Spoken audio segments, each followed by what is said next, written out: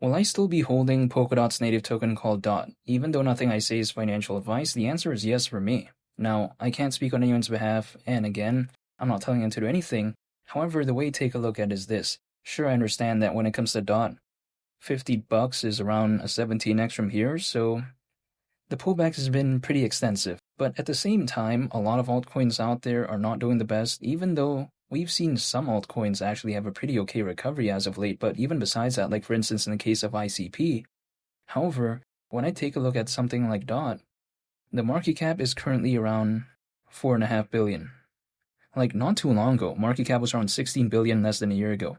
My mindset is that if I was a fan of Polkadot back then, when the market cap was around 4 times higher, why would I suddenly not like it if I actually don't think anything bad happened to it fundamentally, but then the only thing that happened was DOT going down in terms of price? I know that the market, it's not just going to keep only heading in one direction, right? I mean, sometimes there's going to be ups and there's going to be downs. It's not just only smooth sailing all the time. I don't think that is the case. So if I know that getting into it, and I know that there's going to be moments where, at times, even though I don't know the exact moment in time, but again, at times there's going to be a point where there's a pullback and stuff like this. I don't know why I would stop dollar cost averaging if the project that I did like actually became lower. This is my point of view.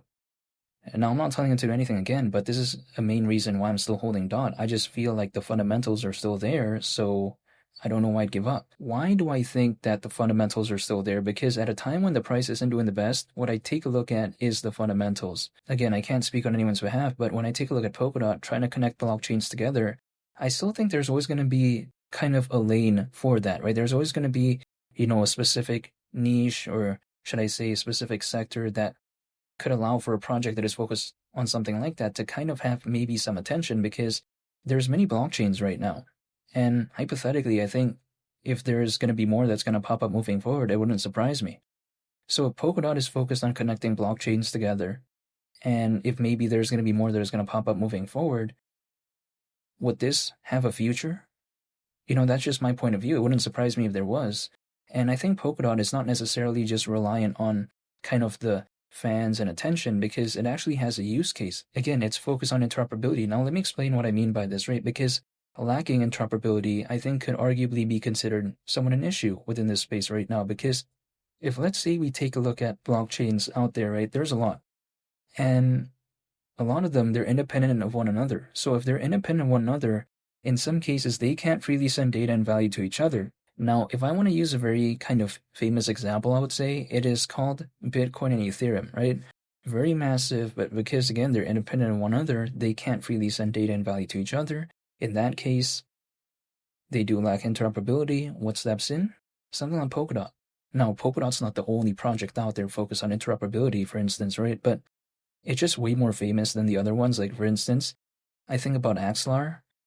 But Axelar, the market cap of AXL, its native token, is way lower than DOT as of right now. But in the interoperability space, it's not like there's 50, 80 sort of these famous competitors like what we might see in some other sectors out there where it just feels super competitive. However, within this space, Polkadot is still kind of that, number one in terms of popularity. Not to say that it can't be overtaken one day, but what's going to overtake it, let's say in the next 5 months or a year, or even 3 years?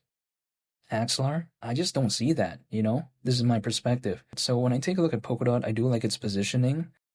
Not to mention, if we take a look at Polkadot as well, something that's pretty interesting, I think, that sometimes people don't really talk about is Polkadot 2.0. Now, through this, it's elastic scaling, that's kind of something that's highlighted. And if we take a look at this, right, for instance, allowing the use of multiple cores simultaneously by the same rollup chain to boost throughput, it sounds kind of complicated, but at the same time, the way to take a look at it is that, what?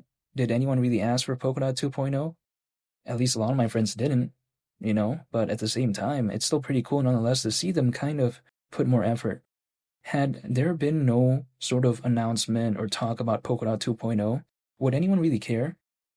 Like, I don't know too many people who'd care, right?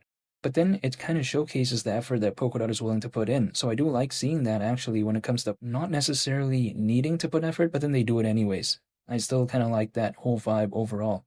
Now, not to mention, Polkadot has something called Kusama, which is its canary network. Basically, projects that want to launch on Polkadot, they will typically launch on Kusama first. They kind of test out the project, and then after it's kind of good to go, so to speak, sometimes they do move on later to Polkadot. Now, it's not a requirement though, the way you take a look at it. I mean, if we take a look at Moonriver, it is on Kusama. However, at the same time, it's kind of like a way to kind of test out the whole vibe overall before kind of moving to Polkadot. It just kind of makes it more of a easier landing for a project that may be just starting off and may not just want to straight up go to Polkadot, right? Something like Kusama is kind of that, sort of testing ground, so to speak. So I do like that aspect as well when it comes to Polkadot. If I were to put an analogy, it's kind of like, Polkadot is this sort of the main character, right? But then Kusama is like the sidekick. I mean, it's kind of like the Batman and Robin type of vibes, the way you take a look at it. And again, when it comes to Kusama, I still do like it, but I also still do like Polkadot because I like its presence. I like the community. Again, Dot has over 1 million holders, supposedly. So, again, I find that very impressive, especially considering altcoins are not necessarily doing the best. And also considering, right, how Polkadot, ever since 2021, I mean, it's not like it's done anything that special either. Sure, the market cap was, nearly 4x what we are seeing as of right now, just back in, December of 2024.